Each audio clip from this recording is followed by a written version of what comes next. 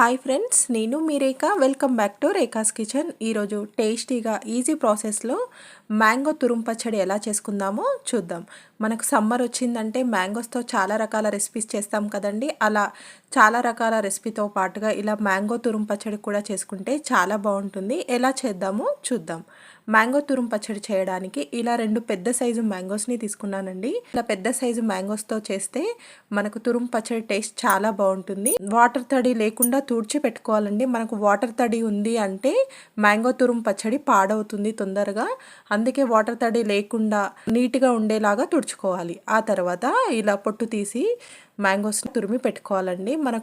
మనకు తడి ఉంది అంటే మ్యాంగో తురుము పచ్చడి తొందరగా పాడవుతుంది. తడి టచ్ కాకుండా చూసుకోవాలండి. చూసారు కదా, ఇలా పొట్టు తీసేసుకొని మనం వీటిని తురుముకోవాలి. ఇలా కొంచెం పెద్ద సైజులో ఉండే మ్యాంగోస్ని తీసుకుంటే మనకు కొంచెం పుల్లగా తీయగా టేస్ట్ చాలా బాగుంటుందండి.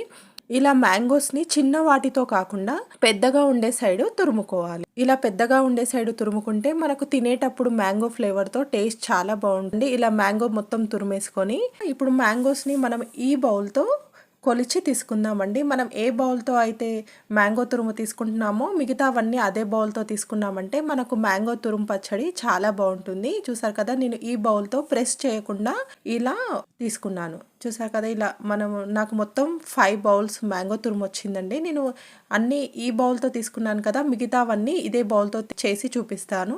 చూసారు కదండి, ఇలా నాకు మొత్తం 5 బౌల్స్ మ్యాంగో తురుము వచ్చింది. మ్యాంగో తురుముని ఇలా బౌల్లో వేసుకొని పక్కన పెట్టుకోండి. ఆ తర్వాత మనకి మ్యాంగో తురుములోకి కావాల్సిన పోపు ఎలా చేసుకుందామో చూద్దాం. చూసారు కదండి, ఇలా మనం పెద్ద దాంతో తురుముకున్నందుకు మనకు పెద్దగా మ్యాంగో పీసెస్ లాగా కరెక్ట్గా తినేటప్పుడు మ్యాంగో ఫ్లేవర్తో చాలా బాగుంటుంది. ఇప్పుడు మనం పోపు ఎలా చేసుకుందామో చూద్దాం. పోపు చేసుకోవడానికి స్టవ్ పైన ప్యాన్ పెట్టేసుకొని మనం ఇంతకుముందు ఏ బౌల్తో అయితే మ్యాంగో తురుముని కొలుచుకున్నామో అదే బౌల్తో నేను 2.5 బౌల్స్ ఆయిల్ని తీసుకున్నానండి. మనం ఒక బౌల్కి సగం బౌల్ లాగా నేను 5 బౌల్స్ వచ్చింది కదా, మనకి 5 బౌల్స్కి నేను 2.5 బౌల్స్ ఆయిల్ని తీసుకున్నానండి. ఇలా ఆయిల్ వేడెక్కాక మనకు కావలసిన పోపు గింజల్ని వేసుకు 1 టేబుల్ స్పూన్ వరకు జీలకర్ర, అలాగే 1 టేబుల్ స్పూన్ ఆవాలు, అలాగే ఒక 3 టేబుల్ స్పూన్స్ వరకు శనగపప్పు వేసుకోవాలండి. మనకు శనగపప్పు వేసుకుంటే తినేటప్పుడు పప్పు ఫ్లేవర్తో చాలా బాగుంటుంది. అందుకే నేను 3 టేబుల్ స్పూన్స్ శనగపప్పు వేసుకున్నాను. అలాగే ఒక 10 వరకు ఎండుమిర్చిని కూడా వేసుకొని ఫ్రై చేసుకోండి. ఇలా ఎండుమిర్చి శనగపప్పు ఫ్రై అయిన తర్వాత కరివేపాకుని కూడా వేసుకొని ఫ్రై చేసుకోండి. చూసారు కదండి, నేను ఇలా ఒక పిడికడు కరివేపాకుని కూడా వేసుకొని ఫ్రై చేసుకుంటే మనకు ఎండుమిర్చి కరివేపాకు ఫ్లేవర్తో పోపు టేస్ట్ చాలా బాగుంటుందండి. చూసారు కదా, ఇలా కరివేపాకు ఫ్రై అయిన తర్వాత మనం 1/2 టేబుల్ స్పూన్ వరకు ఇంగువని వేసుకోవాలండి. ఇలా ఫ్రై అయిన తర్వాత పక్కన పెట్టుకోండి. చూసారు కదండి, ఇలా మనము అల్లం వెల్లుల్లి పేస్ట్ని ఫ్రెష్ది వాడాలండి పచ్చడిలోకి. వెల్లిపాయని 2 ఇంచుల అల్లంని అప్పుడే ఫ్రెష్గా చేసుకొని వేసుకోవాలి. మనం 5 బౌల్స్ మ్యాంగో తురుము తీసుకున్నాం కదండి, 5 బౌల్స్కి నేను ఇలా టీ స్పూన్తో 3 స్పూన్స్ అల్లం వెల్లుల్లి పేస్ట్ని వేసుకున్నాను.